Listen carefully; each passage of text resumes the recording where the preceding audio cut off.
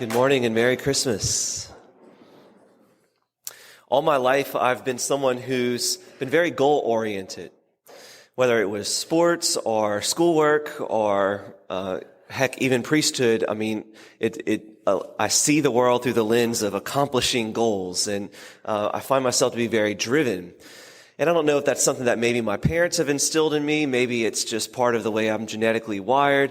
I think also it's just part of what society celebrates. We like people that accomplish things.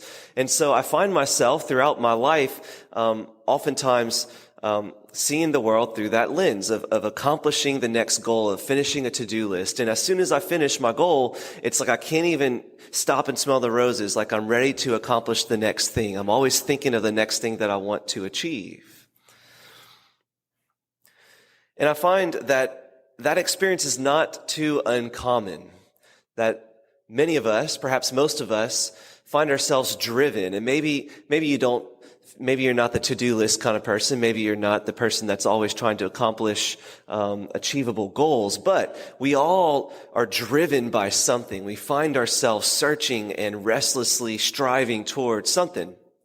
Maybe it's striving towards that perfect career. Maybe it's striving towards the right amount of money for retirement.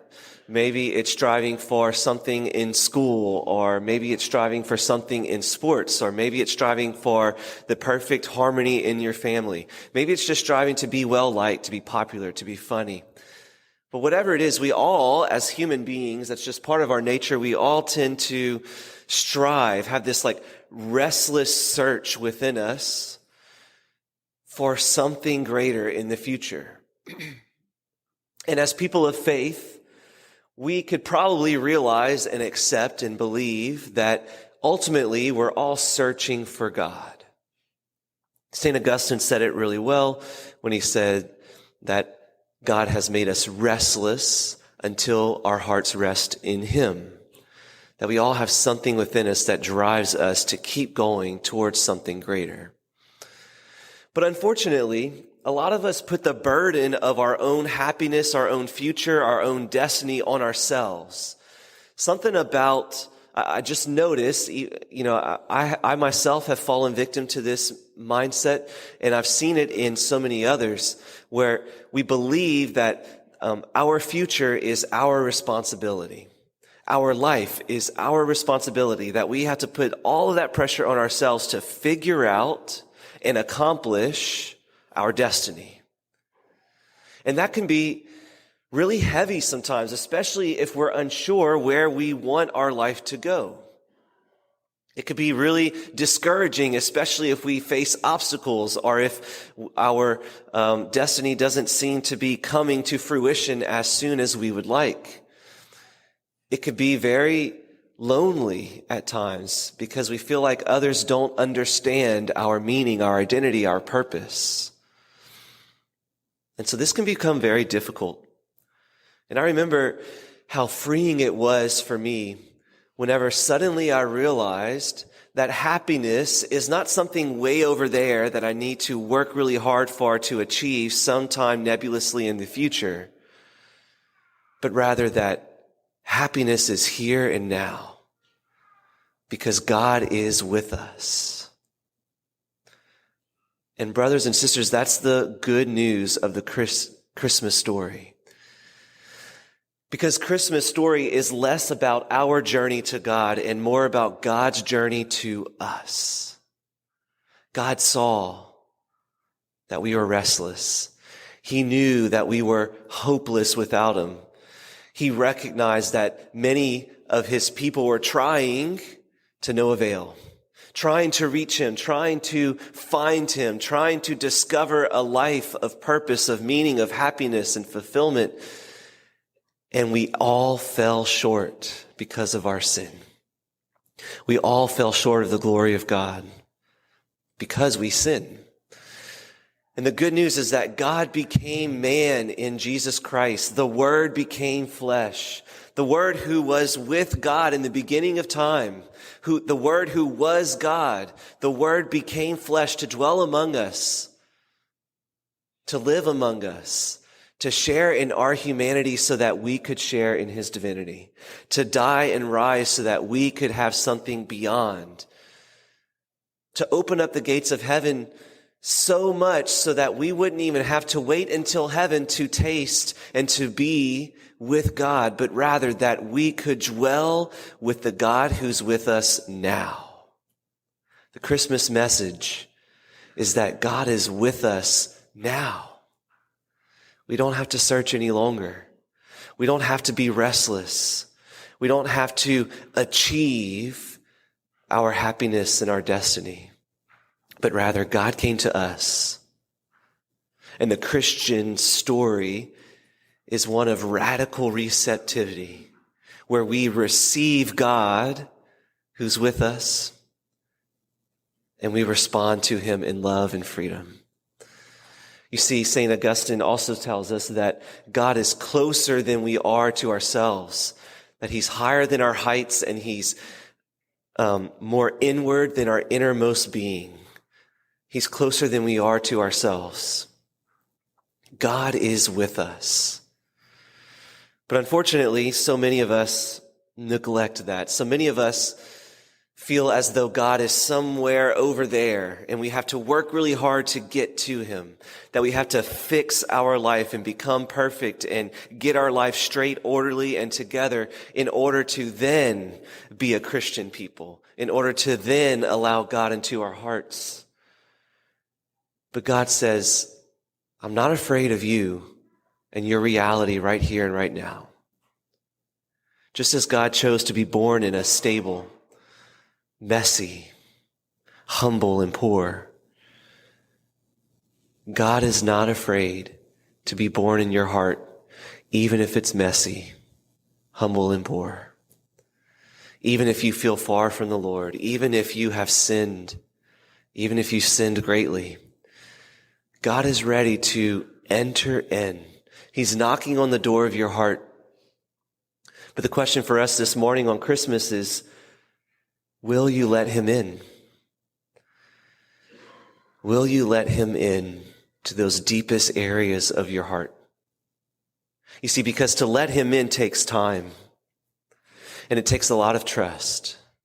It takes a lot of intentionality. It doesn't just happen on accident. Yes, it's true that God is closer than we are to ourselves, and God is with us, but we can still put up barriers. We can still prevent him from coming in to the depths of our souls. We can still live our lives as though it's just ourselves, self-focused, starting from ourself and putting the whole burden of our future on our own shoulders without anyone's help. We can believe the lie that the goal is to be independent. But rather, God is knocking on our hearts and saying, let me in. Let me in so that we can depend on him. Unfortunately, many of us are just too busy. We're frankly just too busy to let the Lord into our hearts. Others of us are too afraid.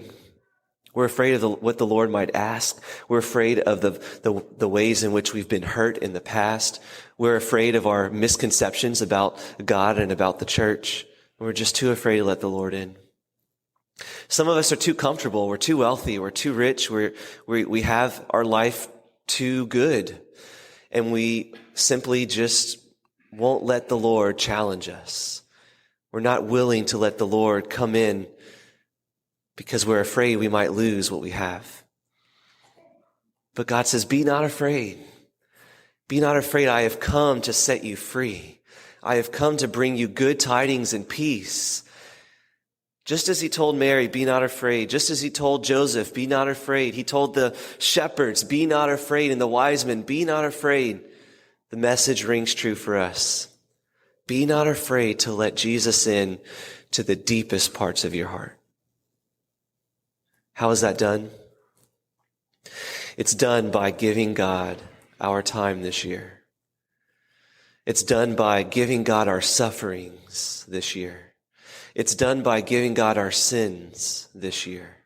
It's done by allowing God to be a part of every aspect of our life, not just a piece of our life on the side. The Christmas message is that God is with us And because he's with us, we do not have to be afraid any longer. Because he's with us, no matter what challenge we may face in the future, no matter what struggle, no matter what suffering, what sorrow, what loss we might face, we can recognize that we're not alone. Because brothers and sisters, isn't that our biggest fear? Isn't our biggest fear that we would be alone? All of us, we hate that sting of loneliness, and we all know what it feels like. No one is immune from it. Even people with perfect, happy families, they still know that sting of loneliness. It hits them from time to time, and it's scary. And whenever it hits us, we all react differently, and some of us run into places that are not healthy in a way to medicate and distract and take away from that sting. But really, that sting of loneliness is an invitation from the Lord to say, let me in. The reason you're lonely is because you've kept me out of your heart. The reason you're lonely is not because people hate you. It's not because your life is hard, but rather it's because you've kept Jesus out. You've told him there's no room in the inn of your heart. And the Christmas message is that God is with us. We don't have to search any longer. We don't have to go running around crazy, achieving task after task after task in order to earn the love of others, in order to medicate the loneliness of God without us. Instead, God is with us now. Will you let him in? Today, as we continue with this Mass, we'll receive Holy Communion, and we can recognize that the God of the universe, Emmanuel, God is with us, is in that sacred host. And as we receive him, he dwells within our hearts. And maybe we find ourselves at a time in our lives where we're unable to receive Holy Communion.